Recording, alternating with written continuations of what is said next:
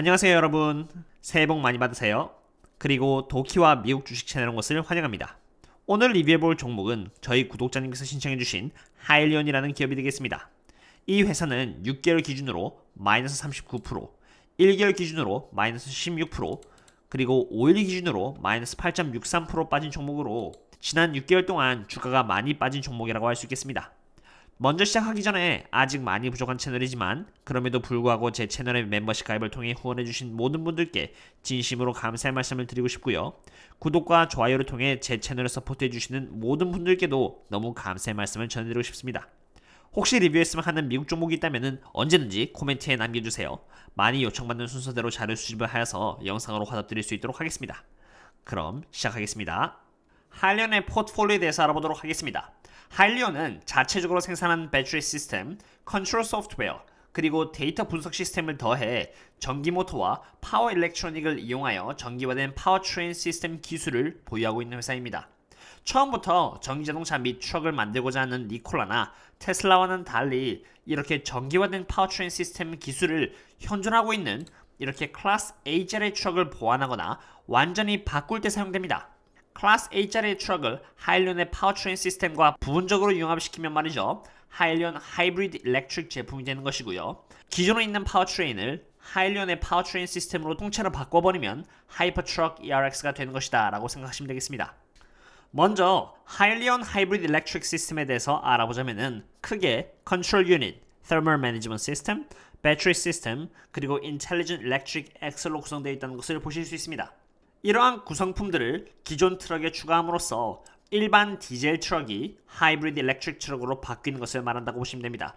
즉, 기존의 제품에 하일리온 하이브리드 전기 시스템을 접목시킴에 따라서 기존 트럭을 폐기 처분할 필요 없이 친환경 트럭으로서 운영을 할 수가 있다는 점이 되겠습니다. 기존 디젤 트럭 및 CNG, 압축 천연가스라고 해서 LNG와 같은 것들이 예가 될 수 있겠는데요. 이러한 트럭에 하일리온의 하이브리드 일렉트릭 시스템을 융합시킬 수 있고 이를 통해서 얻을 수 있는 효과는 다음과 같습니다. 첫 번째는 fuel saving이 되겠습니다. 하일리온의 하이브리드 일렉트릭 시스템을 디젤 합치면은 하이브리드 디젤이 되는데 이 하이브리드 디젤이 토크, 즉 돌림 힘을 디젤 엔진에게 감으로써 디젤 엔진이 겪는 부담을 상대적으로 줄이게 할 수 있고요. 하이브리드 자동차를 타셨다면 아시다시피 브레이크를 잡거나 내리막길을 내려갈 때 재충전을 해줌으로써 5에서 10%까지 연료를 아낄 수 있는 효과까지 얻을 수 있습니다. 두 번째는 APU의 무공 회전입니다. 하일리온의 APU는 배터리 시스템을 접목시킴에 따라서 디젤의 공회전을 없애버립니다. 그리고 내부에 있는 쿨링 시스템을 통해서 드라이버 그리고 배터리가 쾌적한 환경에서 임무를 수행하게끔 도와줍니다. 그리고 세 번째는 금액적인 측면이 될 수 있겠는데요. 먼저 디젤 트럭을 산다고 했을 때 맨 처음에 줘야 되는 금액은 약 13만 2,600달러가 되겠고요. 하일리온의 경우는 오늘날 기준으로 15만 7,100달러가 되겠습니다. 지금 이 상태에서 보시면은 하일리온이 조금 더 비싼 것처럼 보이나 7년 동안 들 수 있는 이 연료에 대한 금액까지 치면은 그렇지 않습니다. 디젤의 경우는 29만 9,250달러가 들고요. 하일리온의 경우는 24만 1,268달러가 드는 것이고요. 이것에 대한 비용을 총 감안하면은 7년 동안 디젤 트럭의 주인은 약 43만 달러를 기본적으로 내야 하고요. 하일리온의 차주들은 약 40만 달러를 내면 됩니다. 금액적 측면에서 봤을 때 하일리온의 차주들이 6% 정도의 돈을 아낄 수 있다는 결론이 나옵니다. 이것뿐만이 아닙니다. 압축 천연가스라고 해서 LNG로 운행되는 트럭을 하이브리드 일렉트릭 시스템을 접목시키면은 하이브리드 CNG 트럭이 되는데 원래 CNG 트럭의 경우는 디젤 트럭에 비해서 힘이 낮은 것으로 알려져 왔습니다. 힘이 낮은 트럭에 많은 중량의 짐을 들고 다니면은 트럭의 상태가 안 좋아질 수 있다는 단점이 있기 마련이었죠. 그렇지만 하이브리드 CNG의 트럭의 경우는 다릅니다.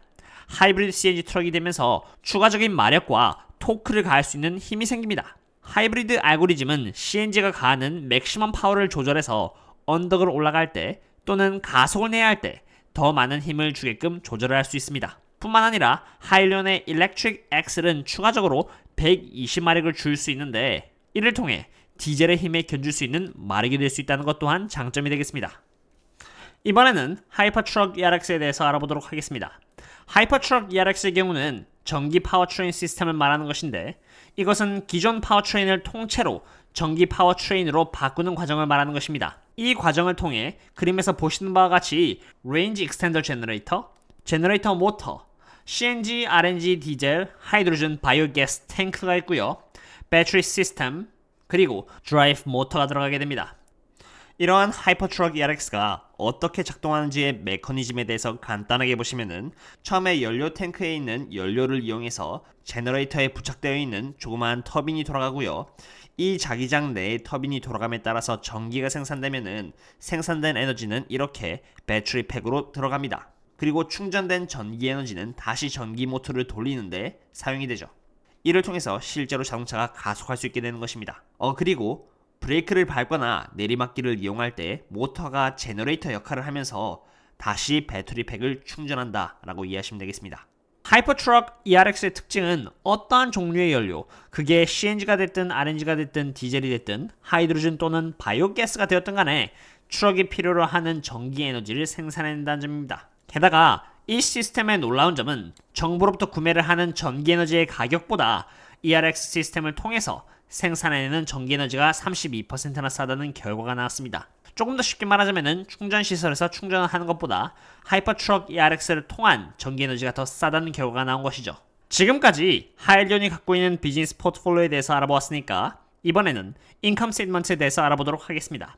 보다시피 하일리온은 최소 2022년까지는 제대로 된 매출액이 없다는 것을 보실 수 있습니다. 2020년에 하이브리드 일렉트릭 유닛이 20개 팔릴 예정이며 이에 따라 얻을 수 있는 매출액은 $1 밀리언 나올 예정입니다.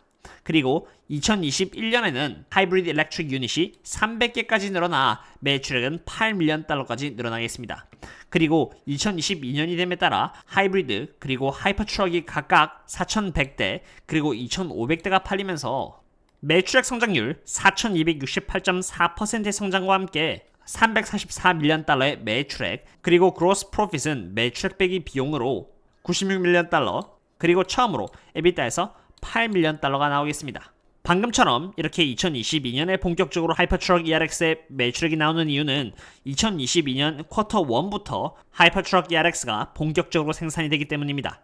조금 더 미래로 가서 2024년에는 $2 빌리언의 레비뉴를 기록할 예정인데 이 값은 94조라는 전체 시장에서 2.2%밖에 되지 않는 수치라고 합니다. 여기서 보여주는 인컴 스테이트먼트는 어디까지나 예측에 기반한 자료가 되겠습니다.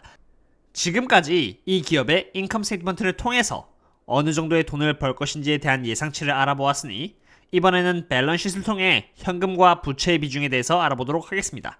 먼저 에셋 부분에 있어서 봐야 될 부분은 바로 이 캐시 앤 캐시 이퀴벌런트입니다. 지금 현재 3분기 기준으로 약 7.6 밀리언 달러의 현금이 있다는 것을 보실 수 있겠습니다. 그리고 그 다음에 봐야 될 부분은 바로 이 current liabilities가 되겠습니다. 그 안에서 account payable 같은 경우는 4.5 밀리언 달러 정도가 잡혀 있는데 이것은 12개월 이내에 거래처에게 내야 되는 돈이 되겠습니다. convertible notes payable 같은 경우는 일정 금액을 특정한 기간 안에 이자를 포함해서 갚아야 되는 노트를 말합니다. 이것을 보시면은 4.7 밀리언 달러가 잡혀 있는 것을 볼 수 있겠습니다. 그리고 current portion of the debt라고 해서 28.4 밀리언 달러 정도가 있는데 이것은 1년 이내 은행을 대상으로 갚아야 되는 돈을 뜻합니다. 이렇게 해서 지금 현재 밸런스시트를 평가해 봤을 때 가용할 수 있는 현금은 7.6 밀리언 달러이고요. 적어도 은행에다가 1년에 갚아야 되는 부채만 봤을 때 28.4 밀리언 달러이기 때문에 밸런스시트는 좋은 상태가 아님을 알 수 있겠습니다. 지금까지 인컴 스테이트먼트와 밸런스시트에 대해서 알아보았습니다.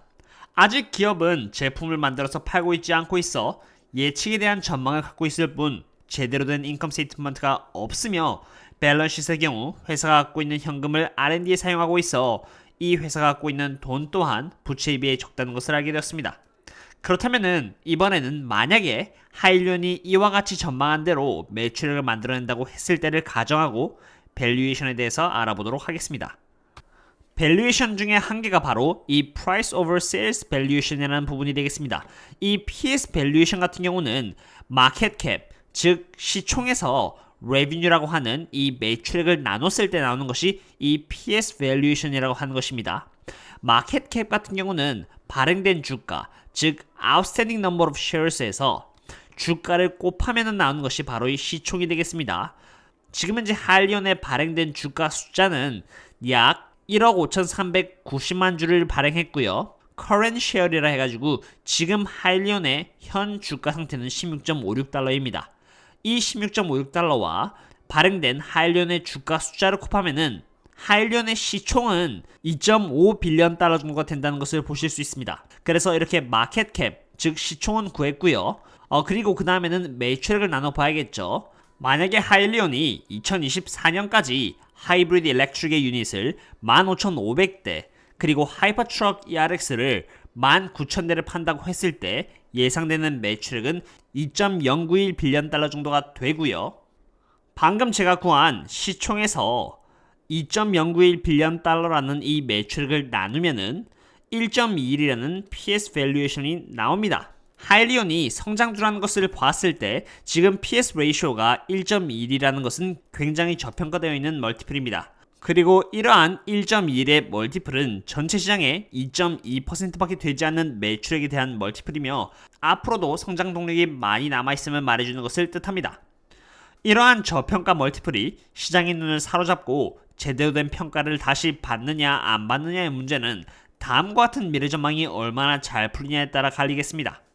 여기 이 기사를 보시면은 어지일리티 측에서 하일리온에게 1000대 하이퍼트럭의 프리올더를 내걸었다는 기사가 되겠습니다. 하지만 이것은 어디까지나 프리올더이며 언제든지 조건이 맞지 않으면은 고객 입장에서는 취소를 할 수가 있습니다.